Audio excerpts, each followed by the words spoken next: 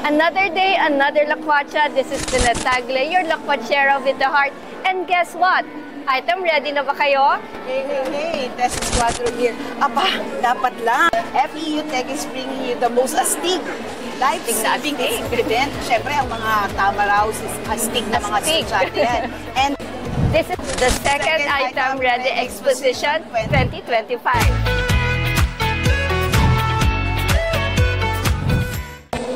My name po is George P. Bursola po, isang search and rescue po ng lungsod po ng Quezon City. Ito po yung mga equipment po namin for search and rescue po, breaching at po pang extrication. So, ang specialty ko po ay extrication. So, kami po yung naglalabas po ng mga tao, nagliligtas po sa tao sa baha, natabunan po ng lupa, naipit po ng sasakyan. Yan po yung trabaho po namin ng team po ng search and rescue po ng Quezon City. So, ito po yung state-of-the-art po namin na life locator. Ito po yung nagsisearch po kung buhay pa po yung tao po sa ilalim ng lupa. Ito po ang pinakamalalim niya po is deep niya po 15 to 20 meters po yung para malaman po kung tibitibok po yung puso ng tao. Now, ito po yung vibrorscope po namin. We use this po para mapakinggan. Makausap po yung tao nasa ilalim. At meron po itong isang pole para ho makausap at makita po kung buhay pa ho talaga yung tao po sa ilalim. At ito po yung pantubig ho namin. Just in case po, meron po tayong missing persons, na doon ng baha, hindi ho makita. So ito po, makikita po underwater po, kahit muddy po siya, kahit po hindi ho malinaw yung tubig. So ito po, 15 meters wide and deep po niya. So gilid po, tsaka ginagamit din po ito ng Coast Guard po, if ever po hinihiram mo nila sa amin.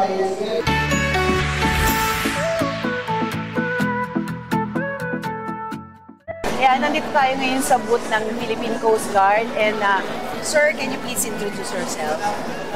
I'm Coast Guard Seaman Second Guzman from Special Operation Force Coast Guard.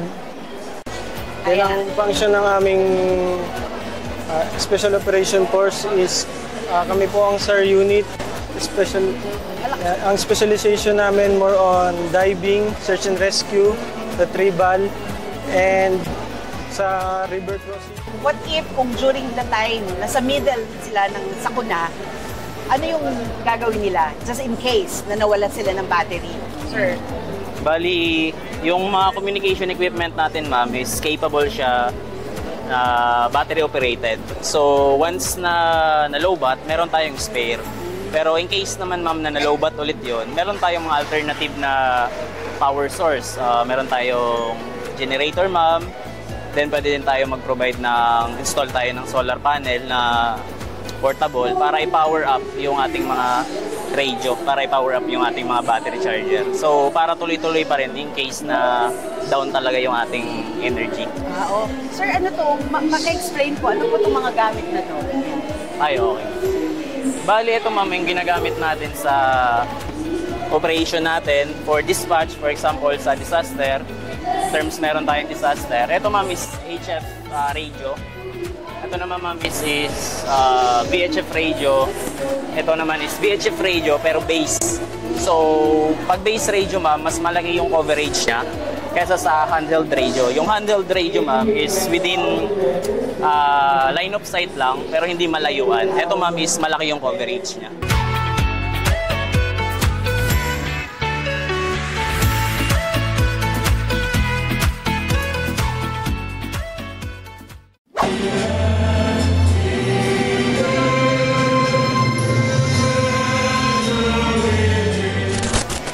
Tayo ngayon sa FEU Manila para sa Item Ready Exposition 2025. At syempre makakasama natin si Mr. Raymond Deraya, ang organizer na itong event. Sir, hello welcome. Po. Good afternoon Good afternoon. Ano nga po ulit names nyo, ma'am? Sir, I'm Tess. Hi, Ma'am Tess. I'm Tonet. Tonet. Yes. Tess and Tonet para sa letter T. Very pleasing ang Oo personality. nga, Thank you diba? po.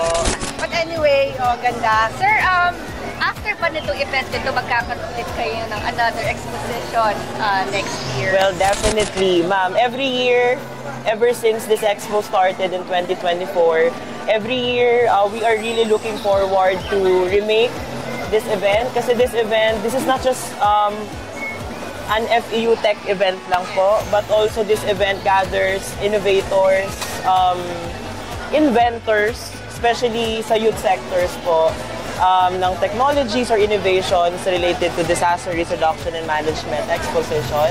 And Ms. Tess and Ma'am Tonette, sorry, if I may add, the very reason why we are conducting this event, this is our way of celebrating the National Disaster Resilience Month every year.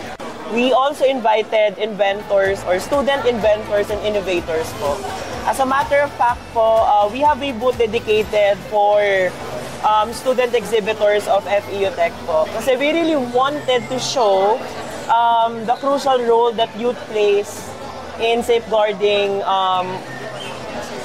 the nation, most especially in times of disaster. So Ate Tess, habang tag-ulan at may banta ng pagbaha, always be informed, be empowered, and item ready.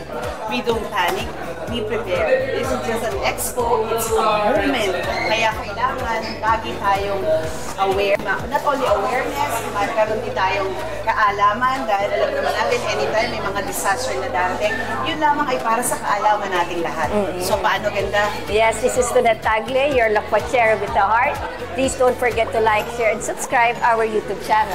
Yes, this is Tess Escuadro, ang nag-iisang day ninyo. Don't forget to watch every Friday, 3 o'clock in the afternoon, ang LMSK TV ng Nag-iisang saksi ngayon.